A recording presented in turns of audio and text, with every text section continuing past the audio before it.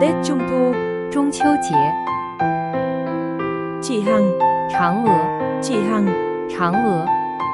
chú Cuội, 阿贵， chú Cuội, 阿贵。 Thỏ Ngọc, 玉兔， Thỏ Ngọc, 玉兔。 cây đa, 榕树， cây đa, 榕树。 cung trăng, 月宫， cung trăng, 月宫。 bánh Trung Thu, 月饼， bánh Trung Thu, 月饼。 đèn lồng, 灯笼， đèn lồng, 灯笼。 ngắm trăng, 赏月， ngắm trăng, 赏月。 tò he, 捏面人， tò he, 捏面人。 múa lân, 舞狮， múa lân, 舞狮。 múa rồng, 舞龙， múa rồng, 舞龙。